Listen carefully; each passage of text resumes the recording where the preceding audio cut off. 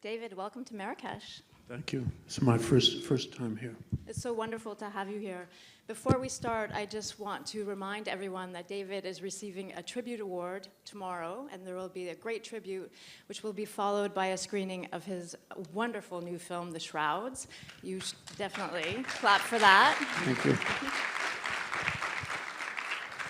And in addition, there's a mini spotlight where we're showing 4 of his films in total, so please try to see them all. I'm just encouraging people to see as many of your films as possible. I want to start with a quote, actually, because it's something, well, first of all, you are one of the most articulate filmmakers about your own work. So it's always intimidating to converse with someone who is a better critic, great thinker, knows exactly what he is doing, and I think that is you.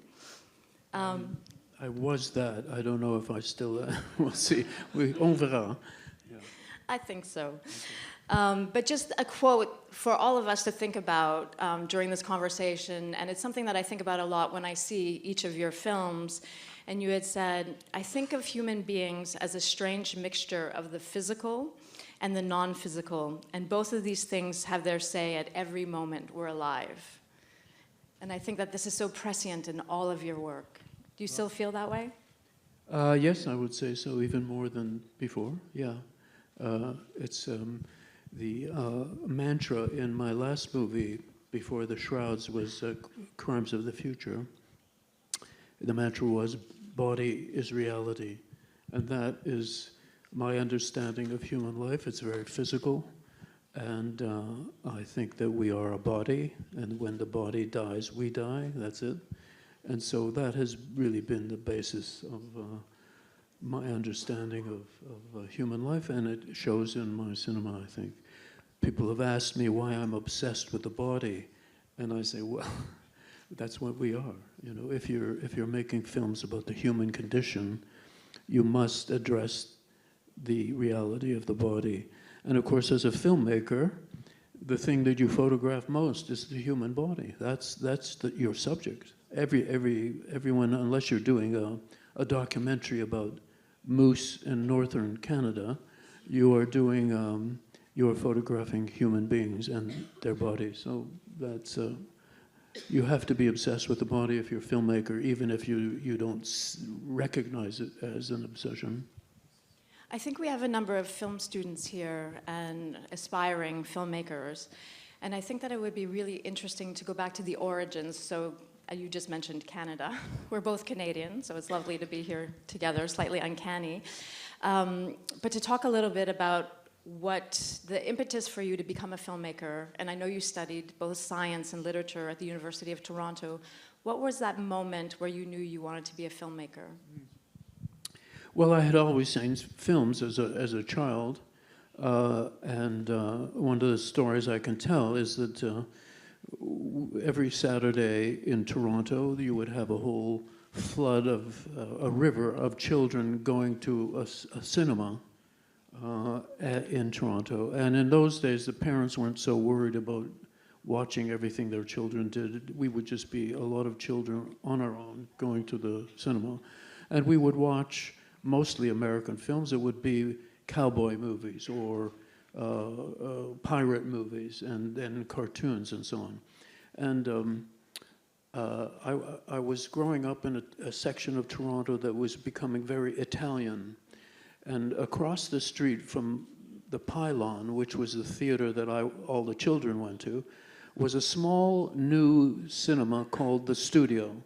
And it was only showing Italian films in Italian. And one day I came out of seeing a cowboy movie. I think it was The Durango Kid. I'm sure you don't know this series of cowboy movies. And I saw people coming out of the studio, this small cinema that showed Italian films. And they were adults, they were not children, and they were all weeping. They were crying, tears were coming down their face. And I was shocked to see, first of all, to see adults on the street, weeping, crying. And I was especially shocked to think that there was a movie that you could see that would make you cry, and that would make you cry in public as an adult person. And I crossed the street to see what that movie was, and it was La Strada of Federico Fellini. And that was my first sense that a movie could have fantastic power over the emotions of the viewers, because when you were seeing cowboy movies as a kid, that was not part of the dynamic. I want to go back to your studies just a little bit, because I think we can trace your interests of both science and literature so profoundly in your work. And was that a way to sort of have them all coalesce? Your filmmaking, your interest in science and evolution, biology especially, and literature. Well, my father was a writer. My mother was a musician, a pianist. And so writing seemed very natural to me. I used to fall asleep to the sound of his typewriter. And to me, that was therefore something accessible, something that you could do as a person, as a grown-up, for your career as a writer. And I always thought I would be a novelist. But I was also interested in technology. And one day, now we come forward to the University of Toronto, and I'm a university student. And I saw a film there that was made by a film student. It was called Winter Kept Us Warm, which was a quote from T.S. Eliot. And I was shocked once again to see my friends in the movie as actors. These were my classmates. And it was a real movie. It looked like a movie. But my friends were the actors, not some Hollywood star from far away or a European film from far away. There was not a film business, there was not a film industry in Canada at the time. And I thought, well, I would really like to try this. This is really interesting. And my inspiration basically was not Hollywood, not Europe, but the New York underground. Because it was the 1960s, and the idea was you don't have to work 10 years carrying film cans for some producer. You don't have to go to film school. You just get a camera, and you get your friends, and you get some film, and you make a film. Now, these days, the fact that you can make a film with your iPhone makes this seem kind of an ancient kind of problem. But in those days, access to film was not easy. And to make a film with sound was very difficult. You can do that with your phone. But in those days, you had to have a separate recorder. And I was really, really intrigued. And I wondered, how do you get the sound to synchronize with the picture? They're both separate. And then that takes you into editing and so on. So I really was just curious. I wasn't really thinking of it as a career, or even as a way, a method of creative expression. I was just very curious about the technology and so on. And those two episodes really are the basis of it. And then once I started to make films and started to write them, I guess my inner, the zeitgeist of the times expressed itself through me, and I started to make, the films that I made. I think what's interesting about your involvement in that underground, and I think maybe Jonas Mekas or some of those filmmakers had come to Toronto. There were screenings, maybe the Kuchar brothers, I'm not sure. But when you started making your films, you actually shot them on 35 millimeter, which is not the usual route. A lot of people will pick up a Bolex. And I think that has something to do with your vision, or how you were semi-professionalizing what you were doing from an early stage. Would that be accurate? Yeah, I think it is. When I first started to make my first little films, they were in 16 millimeter, but I did use a Nagra tape recorder, which was a very expensive, you had to rent it, a very expensive tape recorder that could synchronize with the picture that you were shooting. But at a certain point, and yes, the New York Underground was, I think some of it was Super 8, and most of it was 16 millimeter. But I was really curious to to use the medium that professional filmmakers used. And it's funny, I just thinking of it now, I had a 35 millimeter projector in my house. My father got this. It was a small one, and you cranked it by hand. But it was actually playing 35 millimeter film. Very unusual. I've never seen it registered anywhere. And it was what I was seeing was a Mickey Mouse cartoon, one of the early Mickey Mouse cartoons. On 35 millimeter? Hmm? On 35 millimeter? Yes, on 35 millimeter. So I thought I really need to see what it feels like to, and I like the quality too. 35 millimeter, of course, was better quality, bigger frame, bigger film. And so I shot my first 2 long films, Stereo and Crimes of the Future, which my first version of Crimes of the Future. I shot those on 35 millimeter, shot them, edited them myself, had my friends act in them, and so on. Yeah. And your themes were so early developed, I feel, from those very early films. Yes. Yes and no. I suppose when my first professional film, which is a film that I actually got paid to create, to write and direct, was called Shivers in Canada. It was called They Came From Within in the U.S. And that was a surprise to me because when I wrote that, I had no idea what I was going to write. I knew I wanted to write a film. And what came up out of the typewriter, it was before computers, was a genre picture, a horror film. And Stereo and Crimes of the Future were, what would you call them? They were experimental. They're sort of medical fiction. Yeah, sort of, yeah. So that was my introduction to the world of genre filmmaking and professional filmmaking, was that first film. And I wasn't sure, you know, the Stereo and Crimes of the Future, I did everything myself. This was a film where I had a producer, I had a crew to help me. I remember sitting around the table before we shot the film at pre-production, and I had no idea what anybody did. There was a production manager, there was a first assistant director, a second assistant director. I didn't know what they did, you know. I was really, and I only had, it was a 14-day shoot. It was 2 weeks to shoot this film. And I had 2 weeks to learn how to be a filmmaker. That's what it felt like. That was the pressure. This film got a lot of press. It caused a bit of a stir. The film was attacked for being a horrible, decadent, depraved film, all of which are good things, you know. I was happy about that review. But it kind of stalled my career for a little bit because the money that part of the money that I was getting for the film came from a government fund, and governments tend to be rather conservative. So they didn't really think they wanted to put more money into the films of this depraved, decadent filmmaker. However, eventually they did. And then I made Rabid, which starred Marilyn Chambers, who was a former porn actress. So they were justified in worrying about me, actually. That reminds me, so I was looking at some previous interviews and reviews from that time, and you just mentioned depraved a couple of times. I hope you don't mind me mentioning that you had several nicknames from the press. Now, I know what you're going to say, but you know what? That was never my nickname. Really? No, that was some guy who wrote it on Wikipedia.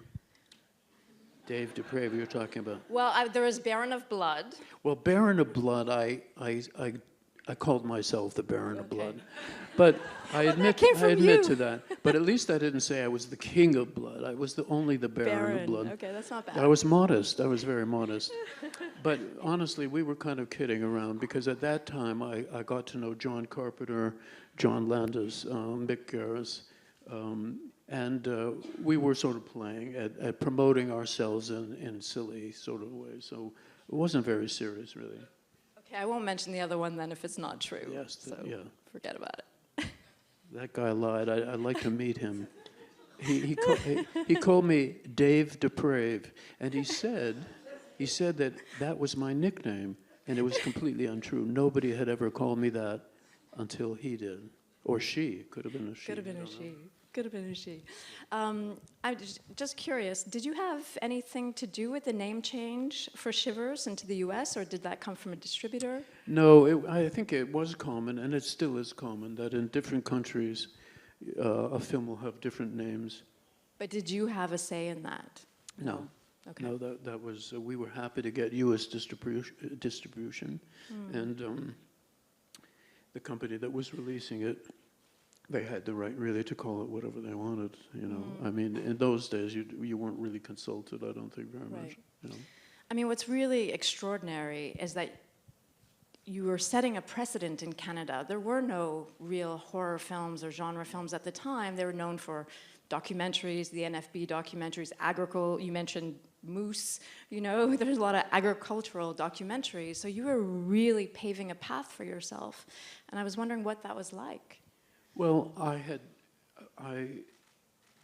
wasn't thinking that I was being, you know, opening up a particular door for other people, but then, and actually at a certain point, when I wrote the script for Shivers, the Canadian funding body for film was the CFDC, the Canadian Film Development Corporation. And they didn't really want to, they were shocked by the script. And they didn't think that this was a script that a government funding body should be involved in. And so I actually went to Los Angeles with my friend Norman Snyder, who later co-wrote Dead Ringers with me. He was a journalist. We rented a red Mustang convertible, and we did LA. We really did LA. It was great. In Canada, it was in February. In Canada, there was snow and dark. In LA, there was sunshine. There were palm trees, like here. And I took this script to several people, including Roger Corman, who, of course, was known as the producer of hundreds of genre pictures, and also to AIP, American International Pictures, which was another company that did genre pictures. And they all loved the script. It was completely different from Canada. They all loved the script. And I thought, well, I guess to make this movie, I'm going to have to move to LA and become an American in one way or another. When I got back to Canada, I found that the CFDC, the government body, had changed its mind and decided to invest in this movie. It cost $185,000. It was not very expensive even then. And it made $5 million. So it was the first movie that they invested in that actually made a profit. So they started to think, well, maybe genre pictures with Cronenberg is not such a bad thing, you know. And so it was that allowed me to stay in Canada, actually, because I think I would have moved to LA otherwise. I had friends who ended up there, Lorne Michaels for a while there, and then he was in New York with Saturday Night Live. I knew him very well. And Ivan Reitman, who was one of the producers of Shivers. He ended up moving and living to LA and being very successful as a producer and then as a director, Ghostbusters and other big hits, actually. At a certain point, I think you said that you had stopped making films and you began making movies. Do you remember this? Or at what context that was? Well, I had always been intrigued by, you know, Canada is sort of halfway between America and Europe. And of course, I was very influenced by American films, but I was also influenced by European films, which a lot of people in America were not. The filmmakers weren't really into Fellini, Kurosawa, Godard. I was interested to see at that point there was a strange genre called the art film with a capital A, and that meant that films like Godard's Weekend, which is a very extreme experimental film, played for months in Toronto at a small cinema called Cinecity. And so there was suddenly an art film genre that was not the horror genre, but was another kind of filmmaker, different from Hollywood. So, I mean, it was always, I always felt that I was an artist making art, even when I made a horror film, because I knew that there had been wonderful horror films and novels and plays that were also art, but you could technically classify them as horror. What I'm trying to remember. Anyway, so I remember being.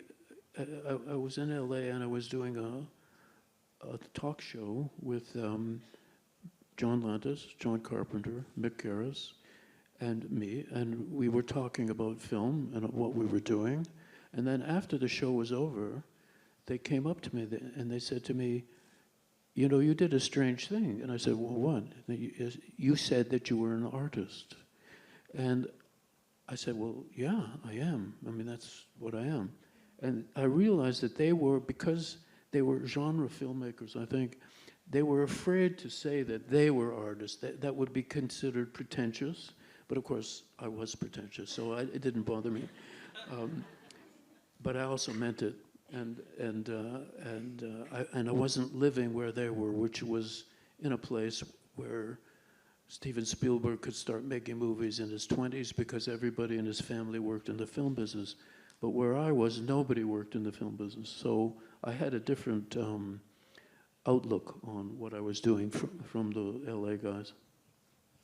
I think it's commonly said that you've elevated the genre, you know, that there's some schlocky elements, you know, B schlock, but also the philosophical underpinnings of your thematic interests are way more highbrow, let's say, than you would get from a traditional horror film. Would you agree with that? Well, it would be nice to think that I could do such a thing.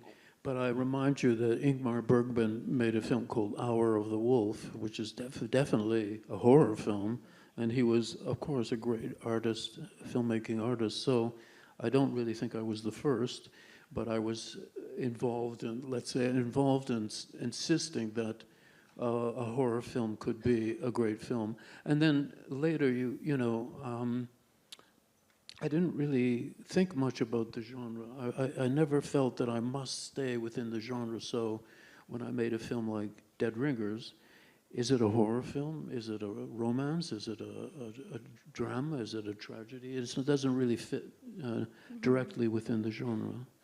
And it didn't bother me that, you know, to me, the idea of genre was a way of selling a film. It was a question of marketing.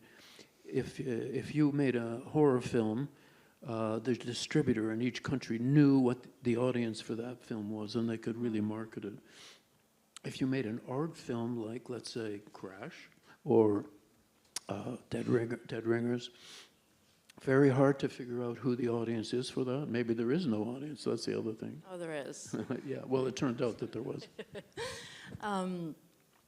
I just want to get back to some of the themes of biology, technology, which is becoming even more prescient. And somehow I feel like when I went back to some of the earlier works, they're just so clairvoyant in a way that Ballard is as well, and thinking through the further away we get from our body, the more we're recreating this reality on Earth.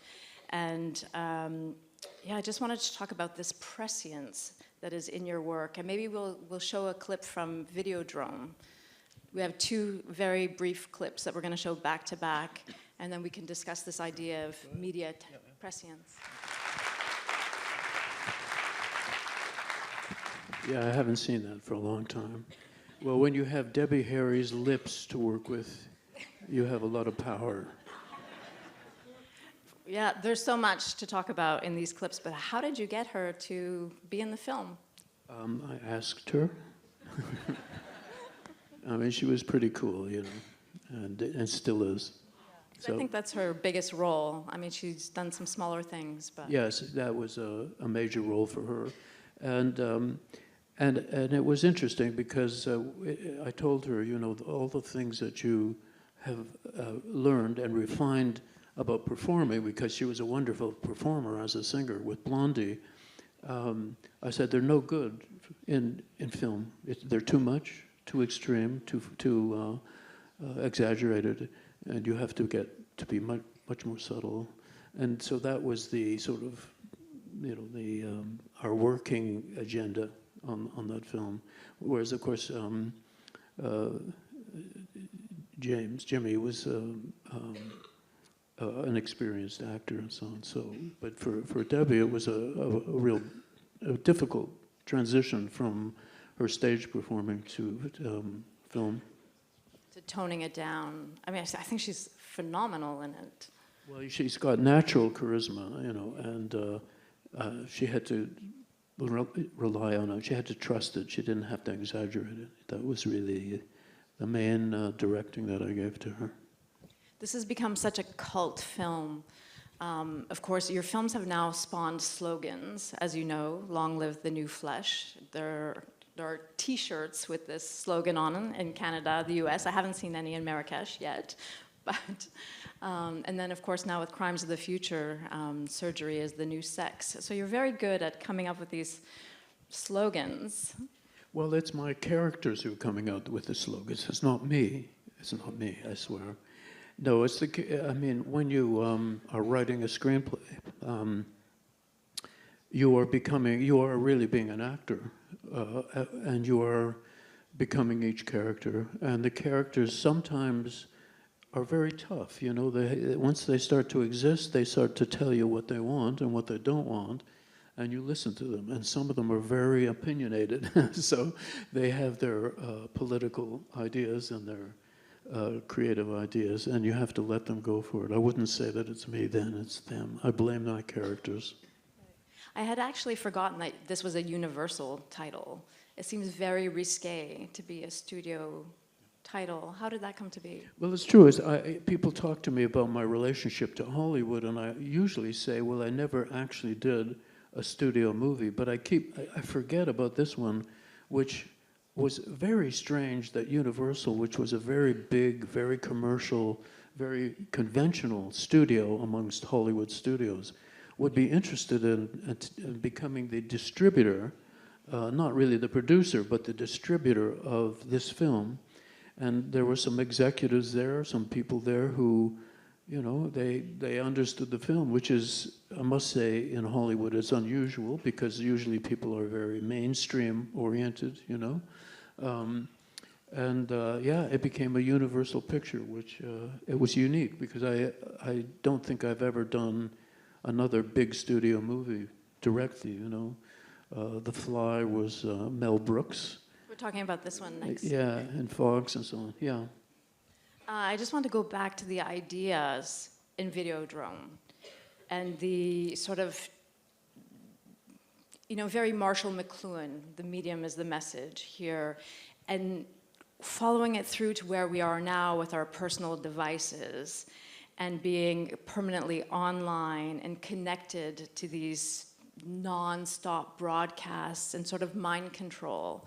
Can you talk about maybe the conception of the film at the time and how you feel about it now, or where we are now? Well, I think where we are now has many, many complex aspects to it because, of course, you can see from those clips, I was really thinking of television, and I was basically at that point inventing interactive television.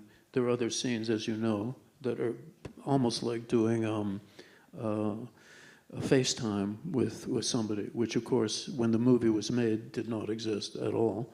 But my feeling always was that if you're an artist, you have very sensitive antennae, and they're out there, and you're sensing what's going on in the zeitgeist, in the spirit of the world and technology at the time. And I don't really think it's the purpose of art to be prophecy. I don't think of this film as prophetic, but it was sensing some things and the way that things were going with technology and so on, satellite technology. And so I just amplified that in a way. I just felt that I could invent something that felt really real and quite possible. I've done the same thing with the shrouds. I mean, the shrouds are an invention that allows you to see the body of a dead person in their grave and to monitor that. And the technology to do that is absolutely there. Just, I don't think anybody really wants to do that. But the characters in my movie, as I said, the characters, they wanted to do this, especially one character. So, in a way, this is, the shrouds is another version of what I was doing with Videodrome, actually. You may be surprised at how many people would purchase that technology. Well, I have said, and I'm willing to offer a franchise to any of you, if you want to set up one of my grave tech graveyards. You just need one in your backyard, or if you have a backyard, you know. See if you want it after you see it. It's possible. If you haven't seen the movie, it doesn't make much sense, but perhaps you will see it. You'll see it tomorrow night, and then you might get some calls. I wanted to also talk about the characters that are scientists in your film. I feel like there are a number of them that are kind of like artists. You know, they're creative artists and also somewhat misfits and sort of combating the norms of society in their own way. And I think that will lead us into, let's look at a clip from The Fly, and then we can talk about the artist, the creative scientist. Well, I think I did think that I would be a scientist. I was really interested in the writing of Isaac Asimov, who was a well-known American writer who wrote a lot of science fiction, The Foundation and other things, I, Robot, I think, as well.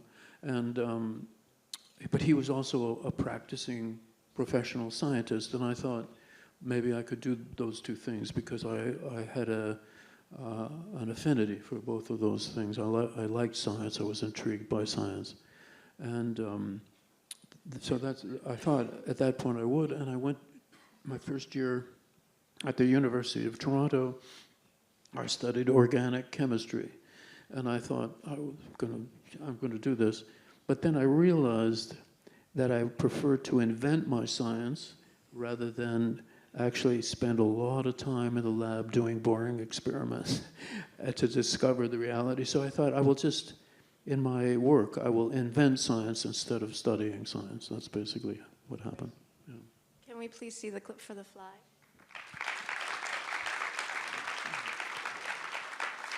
I'd just like to say that that was a real baboon and a real fly. We didn't use computer-generated animals then. And it was a good thing that baboon felt that Jeff was his master, that he was the dominant, the alpha male, because the baboons can be quite treacherous. You can't tame them. So it was kind of scary when we were actually shooting those scenes, but it worked very well. I should just mention that we are screening The Fly, so if you haven't seen it, look for it in the schedule. I definitely recommend it. So as you mentioned, this was also a Mel Brooks film, so kind of a studio film, The Fly. Sorry? The Fly, Mel Brooks. Yeah. So it was really Mel Brooks for Brooks Films who made it for Fox, the studio Fox. So even there was a very strong producer between me and the studio. That's why I say it wasn't technically a studio movie. But to get back to this idea of the scientist, I think he's one of them. He's sort of like a tragic hero. Yeah. And the film is so pressing. I find it really moving when I rewatched it, you know, thinking about aging and also disease and how far you would go for a loved one. Were these top of mind also, in addition to the sci-fi element, the sort of fantastic? Yeah, definitely. I mean, one of the things about genre filmmaking is that you are in some ways protected by the genre. So that this movie, which is basically 3 people in a room, with a baboon, of course. Excuse me. I should just mention Gina Davis is also fantastic in the film, but not in the clip.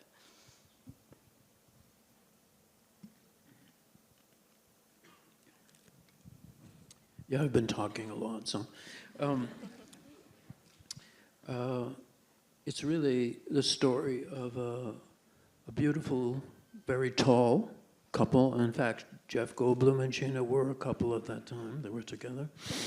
And they meet, and they fall in love, and then he contracts a horrible wasting disease, and he slowly dies, and she helps him to die.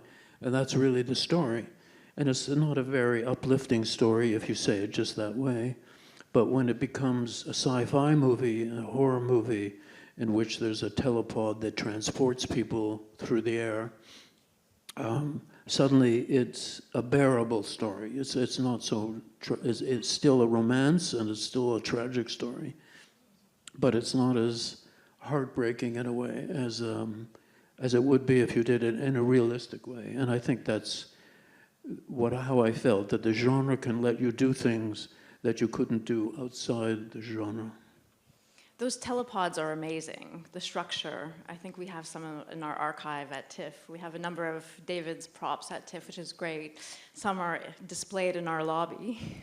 When you least expect it, you'll have the gynecological instruments from Dead Ringers, which we'll get to in a moment. But I'm just wondering how it is you work with props and imagine these things, if you're working with your production designer, if you're also bringing ideas to the table. Yeah, I mean, one of the aspects of directing that young directors maybe don't know too much about is pre-production. Pre-production is weeks and weeks of getting ready to shoot your film, finding locations, building sets, building props like the telepod. And you can really, and also casting is another aspect of directing. Part of directing is casting the film. And it's a very tricky one. We could go on for an hour about casting. And in this case, for example, I was working with Carol Spear, a production designer, who I've worked with ultimately for 45 years. We were trying to find a design for it. And in my script, it sort of sounded like it might look like a shower, you know, like a place where you have a shower with glass and so on. And I said, no, it really needs to, I feel it needs to be like much more like a machine. And then I took Carol Spear into my garage where I had my Ducati 450 Desmo motorcycle, which is a single-cylinder Italian motorcycle. I was obsessed with motorcycles, and I used to race motorcycles. And I said, it should look like this. It should look like the motor of this beautiful Italian-designed Ducati motorcycle. And so in about 3 minutes, she had removed the engine from she took the engine out of my motorcycle and took it away. And basically what you're seeing there is a big Ducati motorcycle, single cylinder. That was where the design came. But you need to have playful, interesting, inventive collaborators. When you are a director, you want to be a kind of dictator, but you are a dictator over a group of very talented people. And the more talented they are, the better off you are. And you work with some of the same people so frequently. So these collaborators you've worked with, as you said, with Carol for 40 years, with Howard Shore, with some of your cinematographers. Is this a tight-knit group? Yeah, I mean, it is. It does shift. People get old, they die, they quit. And you have some strange situations like Brexit, for example. Yeah, because another strange part of producing films and casting films is what passport does the actor have? What passport? Is he an EU citizen? Is he an American? Is he Canadian? Because if you're doing a Canada-EU co-production, you can't really use people from America, actors, and you can't now use people from Great Britain because of Brexit. So this was very difficult for me because the cameraman that I worked with for many years, Peter Sushitsky, we started working together on Dead Ringers, and I think we did 11 movies together or more. I couldn't work with him on my last two because he had a British passport. Britain was no longer part of the EU. Another reason for hating Brexit, you know, if you need one. So let's talk about casting then, because what I know you have a lot to say about casting, but what I love about your films, and maybe it's also because I'm Canadian, is that there's always frequently we see a lot of Canadian talent mixed with foreign actors and sometimes Hollywood celebrities. So there's this really interesting mix of actors, and I'm wondering, is this a film per film basis, or is this really something that you look for, that mix? Yeah, it's a combination of things. I mean, you have an emotional attachment to some actors. I've worked with Viggo Mortensen 3 times, and he's actually directed me in his movie. I was an actor, and he was the director in that case. That was really a lovely thing. But nonetheless, I wouldn't be doing him or me a favor if I miscast him, if he was the wrong actor for whatever role it was. So we agreed to be able to say no to each other. I've gone to some actors who I've worked with before and had a very good time, but they would turn down the script because they didn't like the character or whatever. And you have to accept that. And they have to accept the fact that sometimes I don't cast them in a movie that they think they maybe should have been in. So it can get emotional and tricky with your relationship with actors. I could tell you many stories that I won't tell you, but yeah, because I could be sued, and I know you're going to put all of this on the internet, you know. But I don't really. It's a black art, casting, because, for example, you rarely get to see the actors that you're gathering together. You rarely see them together in a room before you actually start making the movie. So, for example, my latest movie, The Shrouds, I cast Vincent Cassel as the lead actor, and then I eventually was looking for a woman to play the woman who was his wife and the sister of the wife. It's a dual role, and so you're now thinking of what that actress would feel like playing scenes with Vincent Cassel. And you don't know necessarily how it will work. And even if you had dinner with them, you still don't know if they will have chemistry when you start shooting the movie and they're playing particular roles. So that's another interesting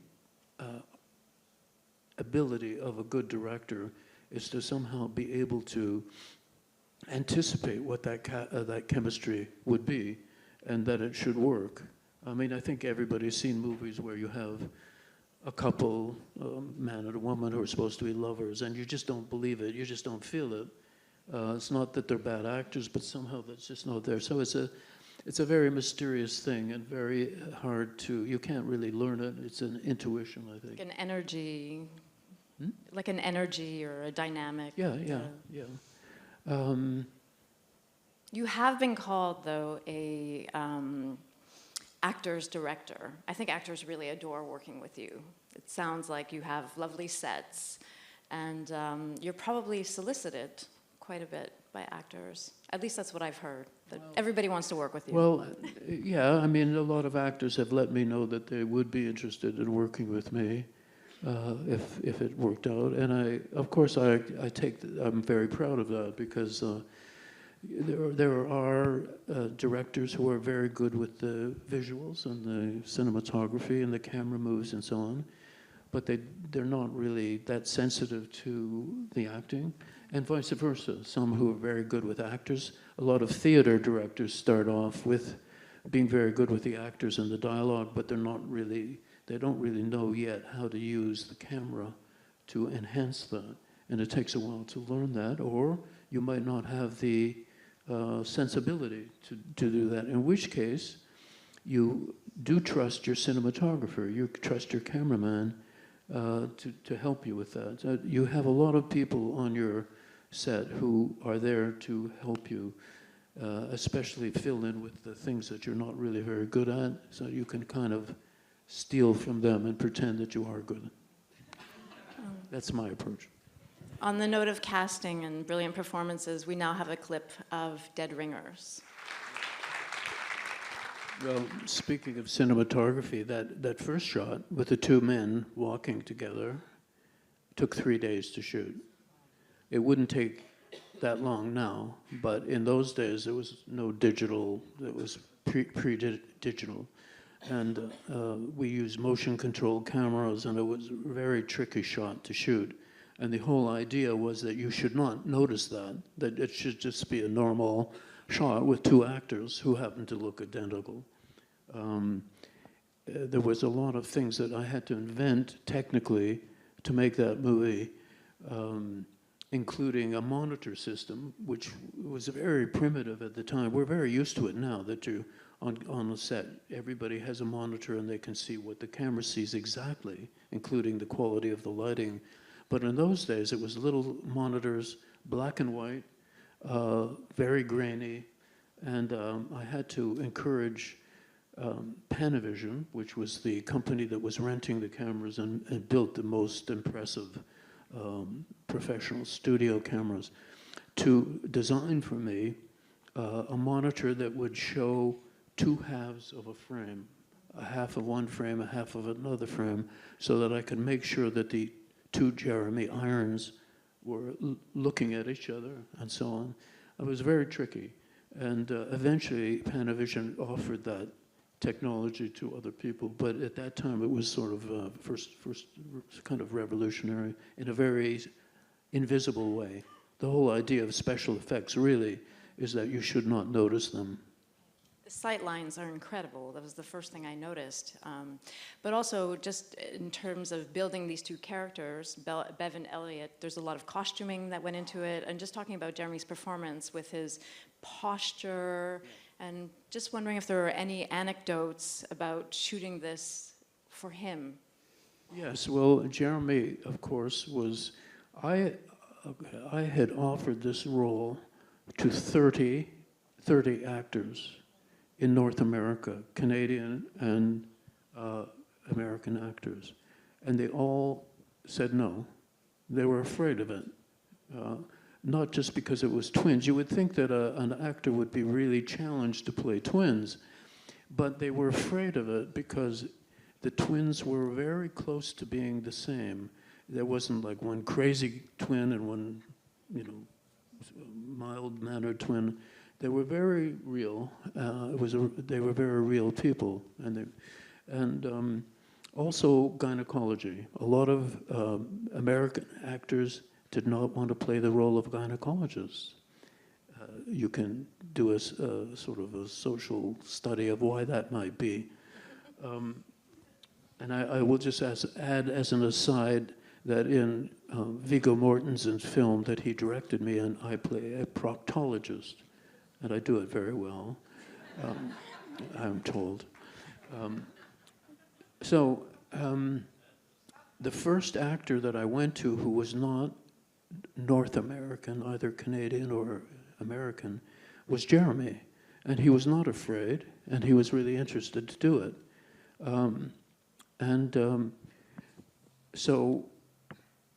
But there is an actor's fear, how will I make these characters be different twins, but individuals?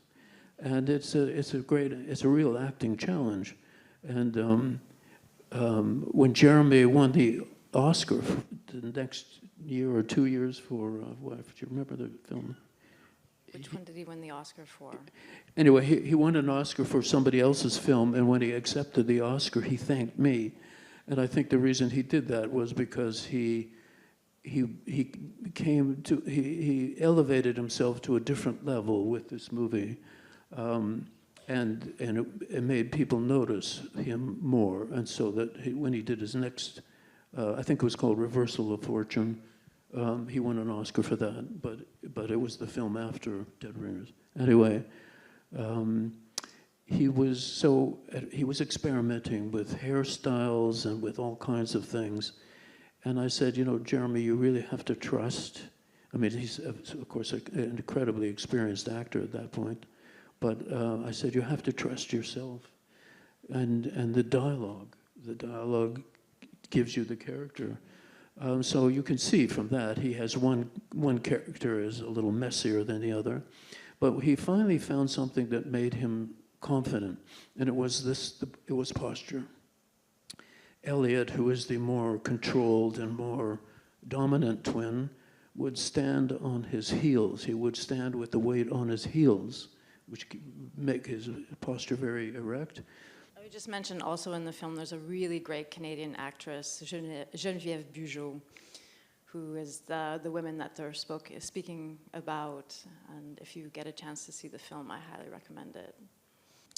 When he played Elliot, he would put the weight on the front of his foot, on the balls of his foot, would give his posture a little bit forward.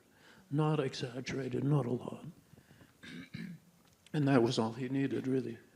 You did mention Vigo. Vigo was here last year and gave a great conversation. He was also here with Lisandro Alonso's Eureka, which he produced and starred in. And as you mentioned, he's made films. He's a filmmaker as well. We're going to show a clip from Eastern Promises next. That was basically my question, because I had heard that Vigo had also brought the idea of the Russian tattoos. So it was just really to talk about because you've worked with Vigo several times, what is it about him that you like, and what does he bring to set, to the role as an actor? Well, Vigo is he really is a hyphenate artist. He's a writer, a poet. He is a musician, and of course he's an actor, and he's a painter as well. So he really brings a whole sense of culture to the roles that he does, and he really likes to do research. You know, when we did Dangerous Method, and he played Sigmund Freud, a very different character from the character you saw there. He would do a lot of research, like months of research, and travel around and be in places like, for example, where Freud was. For Eastern Promises, he did hang out with some Russian gangsters, so he could bring a real authenticity to the roles. And in the 3 movies that he's done with me, History of Violence was the first one. He's completely different, and yet he's. I've always liked actors, leading men actors who are really more like character actors. They're much more interesting and more mysterious than a normal leading man kind of actor.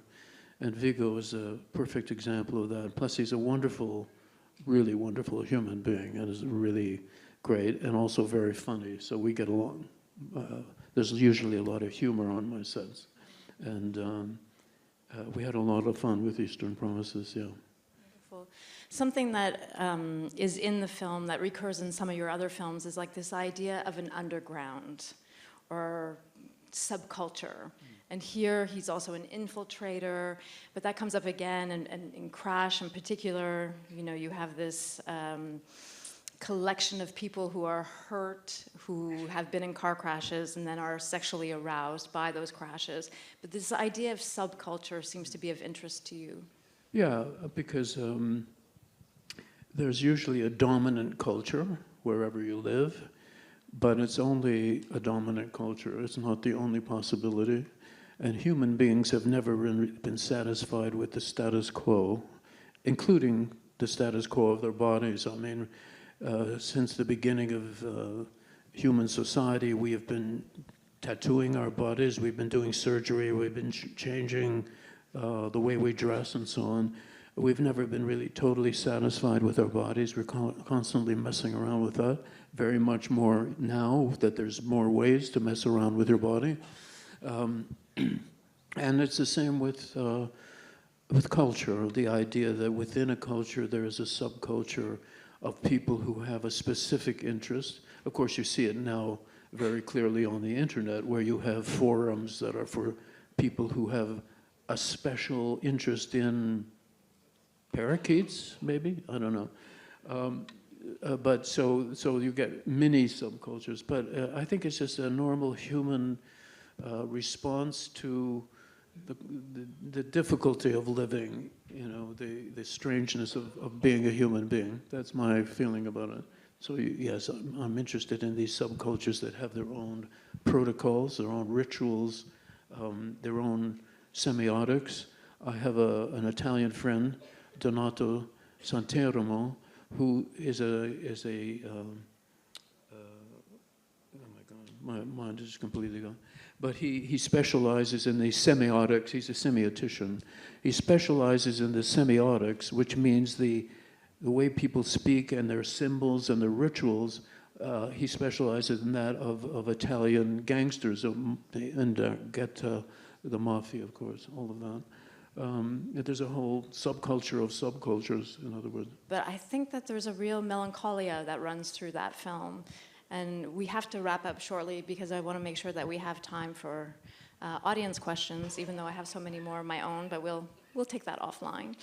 But the two last films that you made, Crimes and then The Shrouds, for me are amongst the most moving films that you've ever made. Dealing with, death has loomed large in a lot of your films because it is about the decay of the body and this body that we're not going to have forever.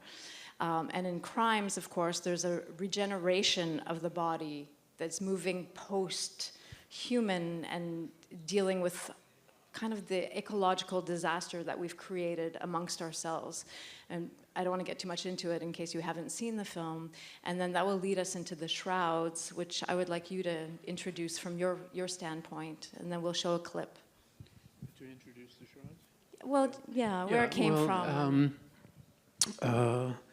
Yes, The Shrouds, well, I have talked about it as being somewhat autobiographical, and it's really about the death of a wife and the grief and and it comes after that, and the way that the lead character deals with that grief. And in the movie, I don't think I should really start talking about the plot, because, but I really think though that with The Shrouds, there's maybe too much emphasis on what is autobiographical, what is about my life, and what isn't, because really you shouldn't need to know the biography of the director for the movie to be good. The fact that it is based on some true things in my life does not necessarily automatically make it a good movie, or even a passionate movie, or even an interesting movie. So I really think critically, it's only of this minor interest that my wife of 43 years died in 2017, and I made the movie maybe 5 or 6 years after that, and partly it was in response to her death and my own grief. But as I say, it doesn't really make it a good movie, and also it is a funny movie. And it was interesting for me to see at the Cannes Film Festival that I think the audience was intimidated by the glamour of the Cannes Film Festival, and they didn't really get the jokes, they didn't laugh at them, but it's really quite a funny movie. When I showed it in Toronto, at the Toronto Film Festival, there was a lot of laughs. You would have thought it was a comedy, and yet it's not a comedy. So, but I think that I don't see how you can live life without a sense of humor. I mean, there has to be humor. I don't know how you would get through life without that. I was also at those screenings, so I saw The Shrouds in Cannes and then in Toronto, and then I saw it in New York, where I was laughing at things that they were not laughing at because of the Canadiana aspects. Yeah. Like in Canada, they have bags of milk, which you would very rarely see in a film. Yes. And people were kind of mystified by that, and I was like, oh yeah, I get that. Yeah. Yes, Toronto is where I was born and raised, and I think my sensibility is very Toronto, even though to people who don't know the city, that's basically invisible. But I think that's true of filmmakers who were born and raised in Baltimore, for example. There are a lot of filmmakers who are regional filmmakers in that way. But I love how Toronto is depicted in your films as Toronto, or sometimes it's an abstracted urban space, but for us, it's so frequent to even see New York taxis because there's so much film shooting that takes place in Toronto or in Canada where it's cheaper, and Toronto doesn't get to play itself, but in your films, it certainly does. Although, in Cosmopolis, I have Toronto play New York. It's a city that's kind of a chameleon. It can be many different cities, and it's one of the lovely things about that particular city. Can we run the first clip from the Shrouds, and then we'll end there? Now, I must say that a lot of people have told me that Vincent and I look the same. And I've told people that I did not cast Vincent because of his hair. And it was a total accident that his hair was somewhat similar to mine. But at the same time, he did know that this movie was very personal to me, and so he did model his character as much as he could after me. Because usually Vincent plays tough guys, gangsters, guys who talk really quickly, angrily. And so he knew that for this character, he had to be much more like me, whatever that is. So it was a little more gentle in his speaking, more relaxed, a little more chill. And it was it was a legitimate thing for an actor to do, that you find, how do you approach this character? How is this character? You don't want to be yourself when you play the role. You want to be somebody else. And so I was a very convenient model because I was on the set all the time. So he could always refer to me. So it was a good and interesting. It was the most dialogue that in any movie that Vincent had ever been in. There's a lot of dialogue. It's very much a dialogue movie.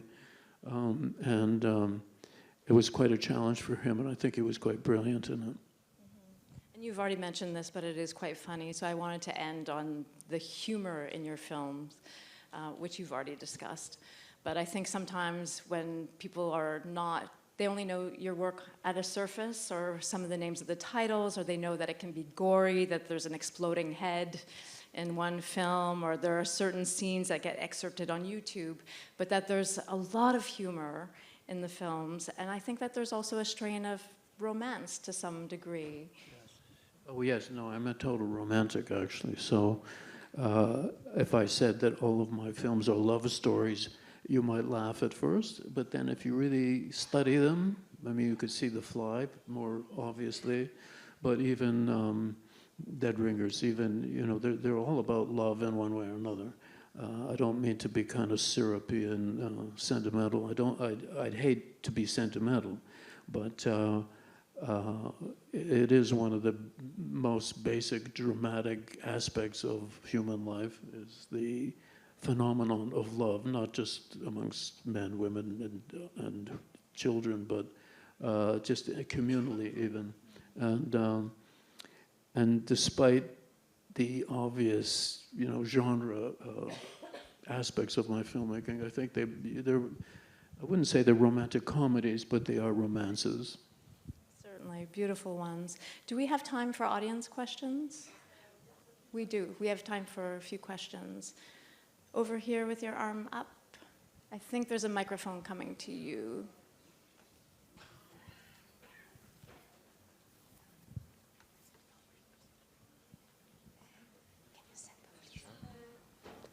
I'm sorry. She gave her the, yeah. Can you stand up, please? Hello, such a privilege to be here. I have two questions. The first is, was there a moment in your career where you thought to yourself... Could you hold the microphone a little closer? Yes. You have to think of Mick Jagger,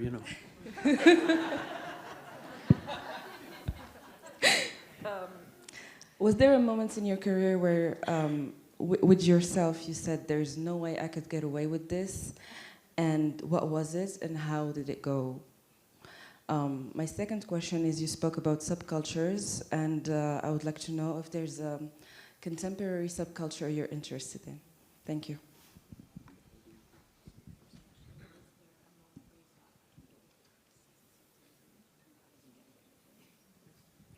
Yes, actually there is a specific moment, and it was a crucial moment in my career, actually.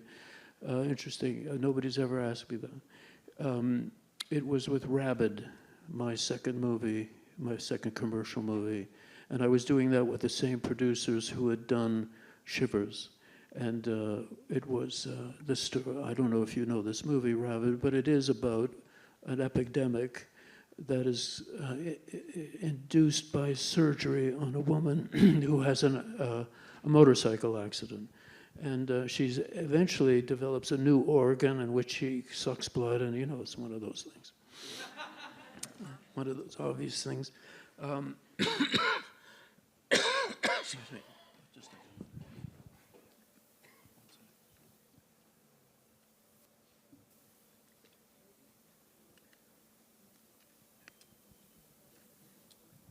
Body is reality.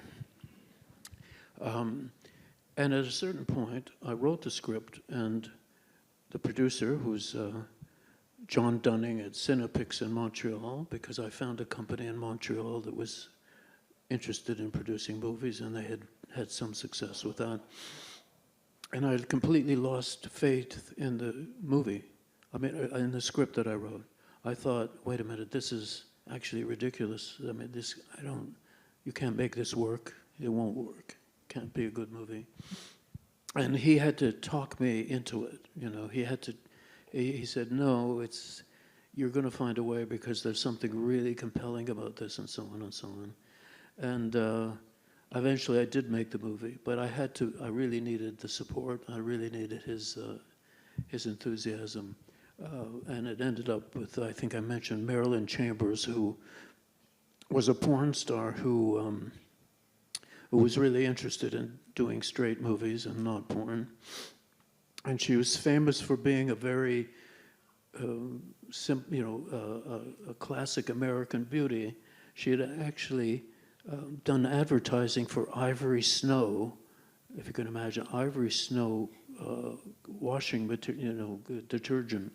And there was a picture of her holding a baby, and she looked very pure and innocent. But she was a porn star. They didn't realize when they got her to do this advertising that she was a total porn star and a successful one. This was her first straight movie. And anyway, this was in the world of independent filmmaking. I talked about casting. One of the things that we have a low-budget film, a lot of special effects, and we have no money for a big star. It would be great to get a name in the movie that could provoke financing, could support financing. And it was Ivan Reitman who came up with the idea of Marilyn Chambers. She was very famous, but for all the wrong reasons. But people would be interested to see her in a straight movie, people who wouldn't really go to see a porn film. It wasn't, of course, there was not the access to porn that you have now with the internet. So you would have to, if you wanted to see porn, you had to go to a cinema that showed porn, which was a little sketchy. So, and it ended up that she actually, I auditioned her. I thought she actually was quite good. She did make the movie. She actually got good reviews for it. And she could have had a career, and there are all kinds of reasons that she didn't, which I won't get into right now. But as I say, that was a very direct moment where my confidence and my faith had just completely dropped away, you know, and I had to have support. Since then, I've been very arrogant, and I don't need that. But I did need it then. Her second question was about contemporary subcultures, if you're interested in any. Well, I know contemporary subcultures. Well, I noticed them. There are a lot of them. Maybe too many to absorb. But it's a fascinating thing. But I can't say that I've made a special study of it any more than someone who's normally just scanning the landscape for what's going on. Two more questions. Two more? Hi. I had Denis Hero as a cinema professor at the University of Montreal. And he told me that you wanted to make the movie Black Robe, the movie that Bruce Beresford directed. And I would like to know why you didn't make the movie. Thank you. Black Robe. Black Robe. The movie that Bruce Beresford directed. Denis Hero told me that you wanted to make the movie. Yes, there are a lot of projects that I was involved in that you might be surprised at that didn't happen. I mean, there's a whole bunch of them.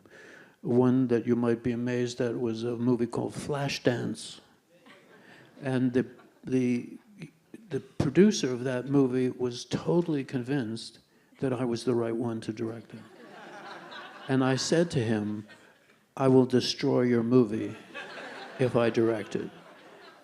And finally, I had to just say, I'm not doing it, because he was really, I don't know why he thought I should do it.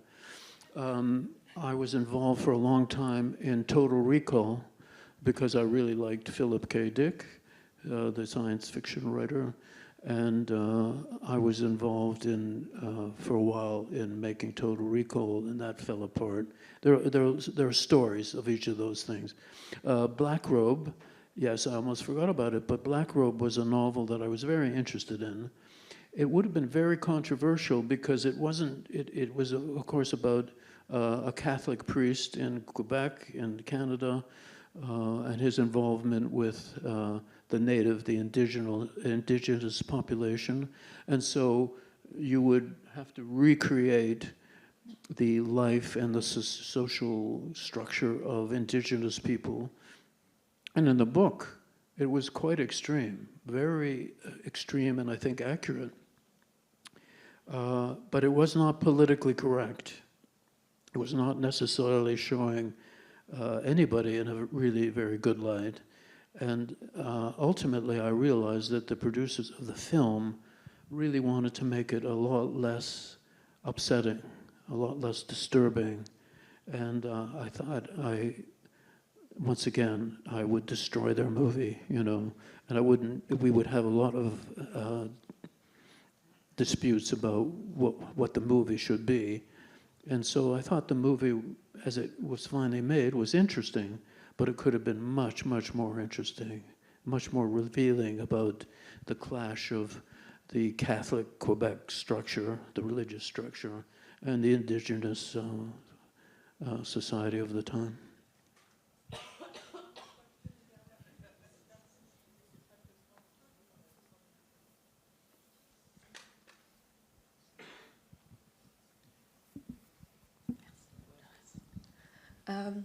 Hello, Mr. Cronenberg. My name is Claire. Thank you so much for this beautiful conversation. My question for you is related to science and films. I would like to know if it's important for you to always place science at the center of your films, and how do you manage to do so? Thank you.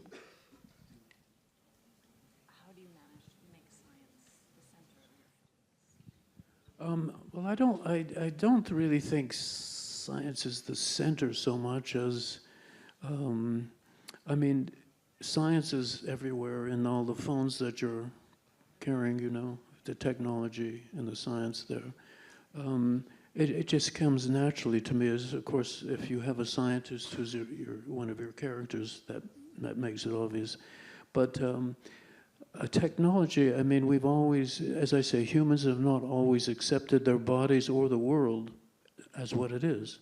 So that's why we build houses, why we discovered fire, and why we have heating and cooling. We don't accept the temperature as it is. We try to change the world the way that we think it should be.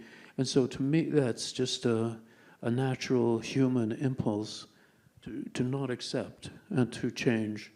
And that usually involves some kind of technology of one kind or another. So for me, it's a very organic part of these of the movies. I mean, A Dangerous Method is not really a movie about technology unless you think that psychiatry, psychoanalysis, is technology. In a way, psychoanalysis is a human technology. So when you think of it that way, that makes sense for that particular movie. As I say, it seems natural to me. In the 1940s and 50s, interesting new technology was considered to be dangerous. It was something that came from outer space. Maybe the aliens come with a special technology, and it was a threat to humans, and it was inhuman, considered to be not human. And I always thought that was wrong, that all technology is completely human. It's an extension of us and our imaginations and our bodies. I mean, right now this is technology extending my voice. I myself am somewhat bionic. I have hearing aids. They're not perfect, but my new hearing aids have an artificial intelligence chip, actually. And in fact, that chip allows me to know what all of you are thinking. And I'm not liking it. I'm not liking it. Also, my eyes had laser surgery, you know. And the lenses in my eyes are actually plastic. This is true. It's a cataract surgery. It's very common, very successful. And that's why you'd see me not wearing glasses, for one thing, as you normally I would. So I am already fused with technology. You know, my whole interaction with the world in terms of seeing and hearing is mediated through technology. And a lot of us are doing the same, anybody who wears glasses and so on. So to me, it's just a natural human thing that's very fascinating and constantly evolving. I'm afraid we're out of time. We could listen to you all day. Thank you so much, David, for being generous.